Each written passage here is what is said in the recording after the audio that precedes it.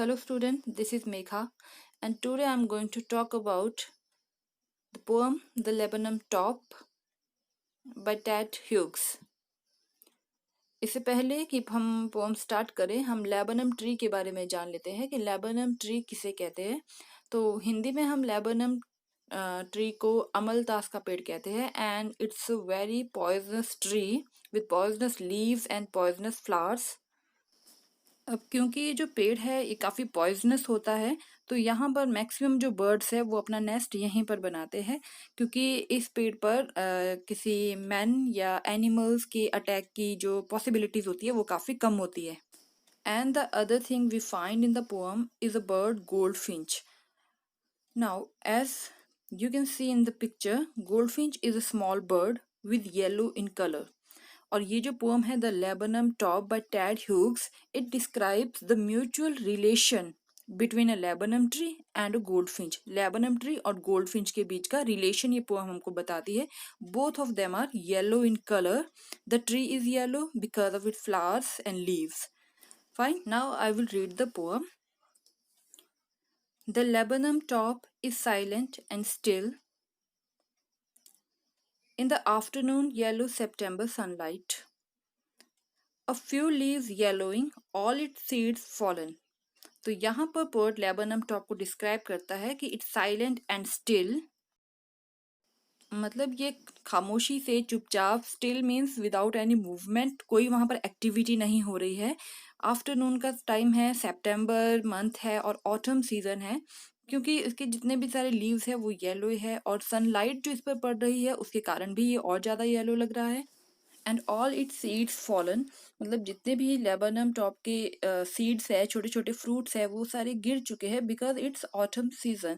तो in this way the poet is describing the laburnum top silent still without any movement. अब laburnum top is silent and still until till the goldfinch comes with a twitching chirrup. Silent और still वो तब तक है जब तक वहां पर गोल्डफिंच बर्ड नहीं आती विद अ ट्विचिंग चीरअप। ट्विचिंग चीरअप होता है एक अचानक सडन, चीरअप मीन्स चहचहाट के साथ। जैसे ही गोल्डफिंच वहां पर with a twitching chirrup she comes there, a suddenness, a startlement at a branch and.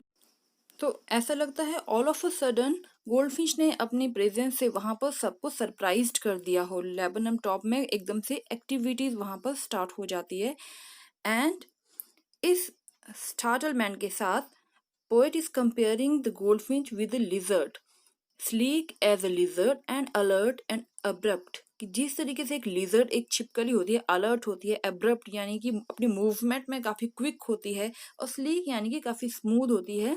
Smoothly goldfinch enters the thickness of laburnum top and machine starts up. और जैसे ही गोल्डफिंच बड़ी smoothly उस पेड़ की थिकनेस में वहां पर ब्रांचेस के बीच में जाती है तो ऐसा लगता है जैसे एक मशीन शुरू हो गई है। और वो मशीन किस चीज की? Of चिटरिंग्स end of tremor of wings and trillings.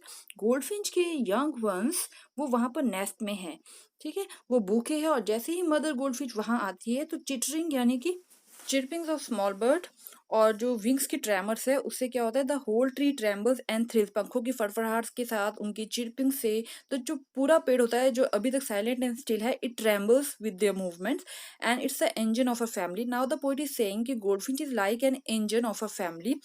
अब वी ऑल नो कि जो इंजन होता है it serves as a source of energy to run a machine, right? Similarly, the bird is also a source of energy for its family. The way a machine cannot work without an engine, similarly the family won't be able to survive without the bird. So poet is rightly called the goldfinch as an engine of her family. तो engine की image यहाँ पर poet ने इसलिए लाई हुई है। She stocks it full. Stocks का मतलब होता है कहीं पर फ्यूल ऐड करना। तो यहाँ पर गोल्डफिन जो अपने बच्चों को फीड कर रही है, खाना खिला रही है, उसको यहाँ पर पोइट ने स्टॉक्स का यूज किया है क्योंकि इंजन, मशीन, स्टॉक्स का मतलब फ्यूल ऐड करना।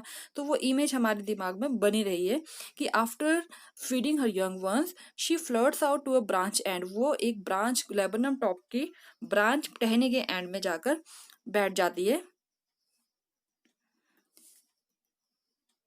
showing her bird face identity mask.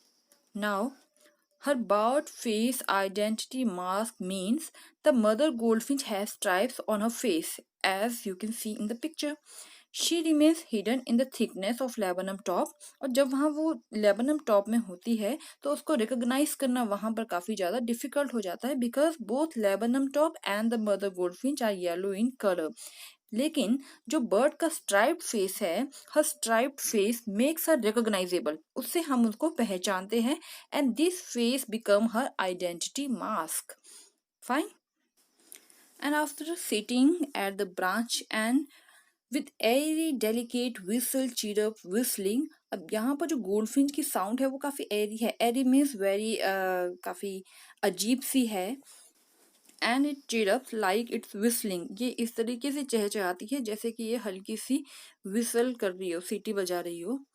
She launches away towards the infinite. और इस तरीके की ऐरी आवाज निकालकर शी लॉन्चेज अवे, वो उड़ जाती है towards the infinite, towards the sky.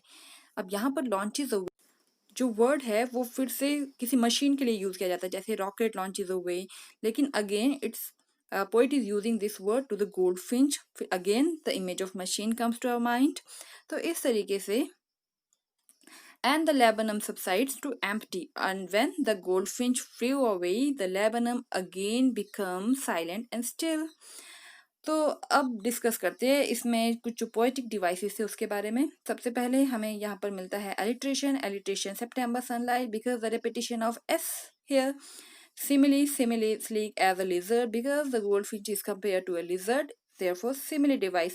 Metaphor, a machine of chittering is the engine of our family. ये जो टू लाइन्स है ये यहाँ पर मेटाफर, जब हम टू डिसिमिलर थिंग्स को कंपेयर कर रहे हैं उस वक्त मेटाफर आता है. तो गोल्डफिंच को कंपेयर किया है मशीन के साथ और engine के साथ. Personification, when we personate a non alive thing, जैसे ट्री को कहा कि ट्रैम्बल और थ्रिल, तो पेड़ को हम यहाँ पर पर्सोनिफिकेशन डिवाइस यूज कर रहे हैं. Now question answer, what do you notice about the beginning and the ending of the pome. तो आपने पोम के बिगिनिंग और एंडिंग में क्या नोट किया था. तो भाई हमने तो यही नोट किया था कि in the beginning of the pome the tree is काम एंड साइलेंट एंड स्टिल. ठीक है, शांत है, साइलेंट है. And in the ending it ends with motionless and empty level. And ending भी सेम है और बिगिनिंग भी सेम है. एंडिंग में भी साइलेंट एंड स्टिल था और in the end it's again calm and silent and still. Now question number 2, to what is the bird's movement compared. birds की movement को किसके साथ compare किया है. what is the basis for this comparison, और इस comparison का basis क्या है.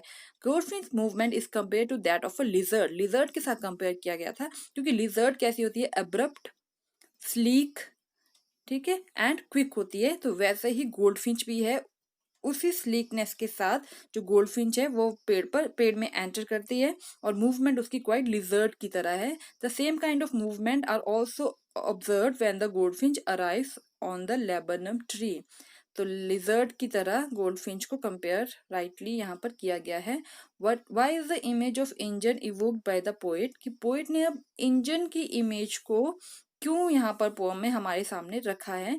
तो हम इसके बारे में ऑलरेडी डिस्कस कर चुके हैं. The engine is a source of energy to run machine and it is compared to a goldfinch because goldfinch is also a source of energy to her family. Engine machine चलाने के लिए जरूरी है और goldfinch अपनी family को जिंदा रखने के लिए जरूरी है. As without engine a machine can't work, in the same without a bird her family can't survive. Now, last question, what does the phrase her barred face identity mask mean?